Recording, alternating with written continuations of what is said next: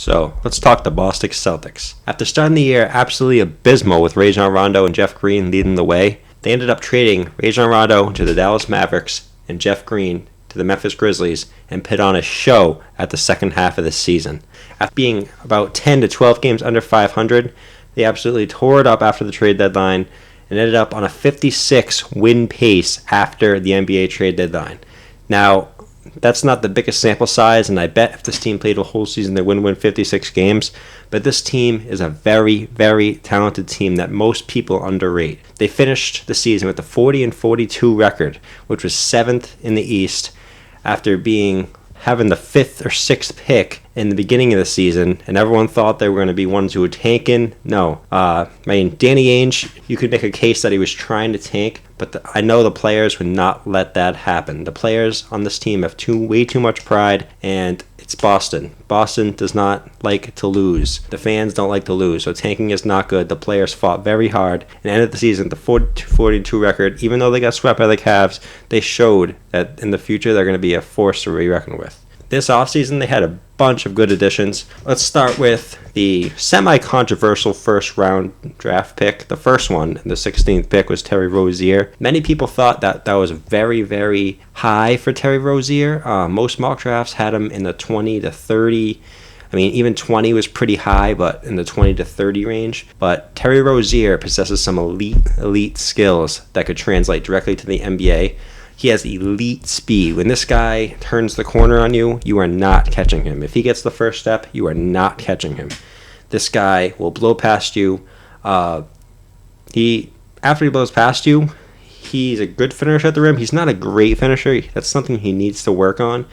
But he does have great lift on his shot. He can get it over taller defenders because he releases the ball very, very, very high in his shot. And he jumps very, very high in his shot, which helps him get it off against taller defenders, as you would say. He's a good defender. Some people compare it to Marcus Smart. No, he's not going to be Marcus Smart. Marcus Smart was an elite defender coming out of college. Terry Rozier is more of a, good defender. Still could use some work with his basketball IQ, but that's about the only knock on him is his ball handling and his decision making. Now, the next pick I was so excited for, which was R.J. Hunter. I'm so happy the Celtics got R.J. Hunter. I can't believe he slipped to 28. He was being talked to as high as 9 to Charlotte, but he said all the way to 28, and I think this guy is going to be the perfect fit in Brad Stevens' system. He has a smooth stroke. This guy, he reminds me of Klay Thompson. Obviously, he probably won't be as good as Klay Thompson, but his stroke reminds me of Klay Thompson. He has very, very high basketball IQ, but he can be kind of inconsistent, and he needs to bulk up for the defensive end because even though he has a very long wingspan, he has good size for position, but he needs to bulk up in order to guard the Jimmy Butlers, the guys who can overpower him with strength. In the second round, they grabbed Jordan Mickey. This guy's a good athlete, a good shot blocker. He has a good mid-range shot, but he needs to get stronger, and he's slightly undersized for a 4, and he is on the older side, which is always looked at as a negative to scouts and why some older players drop. So overall, it was a good draft. I'm not really going to talk about Marcus Thornton because that guy is more of a project and an overseas stash, so he's not really going to be much to talk about. The other additions, they didn't have that many big additions. They signed Amir Johnson from Toronto. I think he's going to be huge. He's a very, very good defender. He's been injured a little bit. He hasn't missed games, but he's been knocked up the last couple of years, hurt his athleticism a little bit, so he's not as good of a shot blocker as he once was early in his career. But he's a very, very good defender. He's going to help the weak side defense, which the Boston Celtics very, very need because that's one of their biggest strengths, maybe even their biggest strength. Not the strength, weakness. Sorry, guys. Anyways, David Lee from Golden State, great trade. We get rid of Gerald Wallace for David Lee straight up. David Lee's obviously the better player right now, even though he didn't get much run in Golden State. But you got to look at it this way. 2 years ago, he was an all-star. Or 3 years ago. I think it was 3 years ago he was an all-star. You can't fall from an all-star to nothing in 2 or 3 years. That's not going to happen. He's still going to be a solid player. He might not get that many minutes, but he proved he was a solid player still in the finals.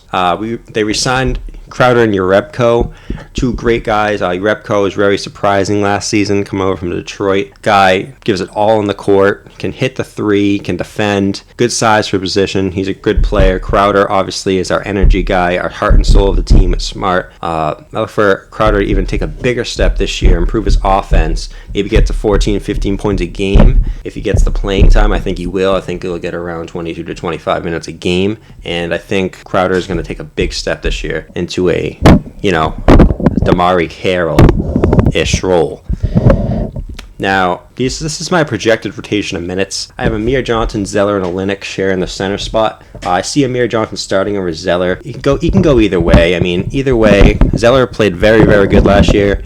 One of my favorite players on the team. He can finish. He's tall. But I see Amir Johnson starting due to his little bit better defensive attributes, and I just think that it's going to be the rotation for the center spot. Power forward, I see Sullinger coming into shape finally this season, and I think he gets around 28 minutes a game. We'll see. That's a lot of minutes for him, especially every game. We'll see if that can happen. Olynyk, I see him playing about 14 minutes at the power forward spot, which is 22 minutes overall. That's still a lot of minutes for Olynyk. He still hasn't showed me what I saw in college. I saw a guy that could play make, was confident, had fire. I don't see the confidence and fire in Olynyk yet. Maybe come up this season, but I don't see him getting more than 20 to 22 minutes this season. David Lee, I see him about getting 10. He's just going to be a spot throwing guy if you need it. If the offense is getting stagnant, you need an extra big passer in there, you put in Lee. Maybe he can start something and fire something up. I actually have Perry Jones getting some minutes here at the power forward spot if they want to go small. I think Perry Jones is the perfect small ball four. He can shoot it a little bit. He can pass it a little bit. He can put it on the floor a little bit. He can run. I think he's a perfect small ball four player. You obviously got Turner. We need that ball handler in the starting lineup. Maybe Smart can take more of the ball handling responsibilities this year. Maybe move Crowder to the starting small forward, but I still think Smart needs some work, and I think you need Turner in there for the primary ball handling reasons. I have Crowder at the backup, 22 minutes, and Perry Jones with 8 for 14 total for PJ. I have Bradley starting with 31 minutes, the most on the team. Bradley last year had the most minutes on the team. I'd argue Bradley was our best player last year, especially before Thomas came over. Very consistent. You know you're going to get 14 points. Good defense for him. I love Bradley. Smart, I see him more of a two guard again this year. Maybe next year I think next year is going to be the time where he gets more time with the one, but this year I see Smart getting most of his time at the two, and then I have Rozier playing the two. I think he has the size and defense to play the two position. Smart, I have him starting at the one because I like Thomas coming off the bench. He's a great guy. He can come in, your offense is stagnant, you put Thomas in, he's going to get you buckets. That's basically his role, and that's what it's going to be his role as the rest of his NBA career, I believe. I don't think he's a starter. He's more of a Lou Williams, Jamal Crawford, come in, get you 18, 20 points a game off the bench type of guy. And there's nothing wrong with that. That's a great role for some guys, and I think that's the role for Thomas. Rozier, I see him getting some minutes at the point guard too, about 16 minutes total. Got to develop your 16th overall pick. I believe Rozier is NBA ready and can come in and play defense for the Celtics team that loves perimeter defense. That's their strong suit. Their strong suit perimeter defense. You got Bradley, Smart, and Rozier, probably, and Crowder, and maybe PJ3 if under Brad Stevens can step up and be a solid defense. We have versatile big men, Sullinger, Olynyk, Lee. These guys are all guys who can pass. Even Zeller can pass a little bit. All these guys can pass, play them with the Spurs offense with a big pass from the high post. They screen down. They can come up, dribble handoffs. Those are the kind of bigs we have, high basketball IQ bigs.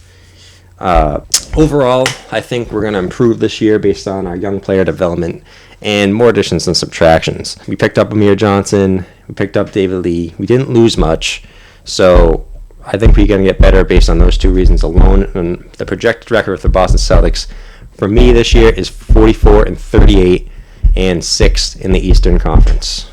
Hope you guys enjoyed the video. Come back tomorrow with the Brooklyn Nets season overview. If you like the video, subscribe, like it, and I'll see you guys tomorrow. It's Ben Jordan. Peace out, guys.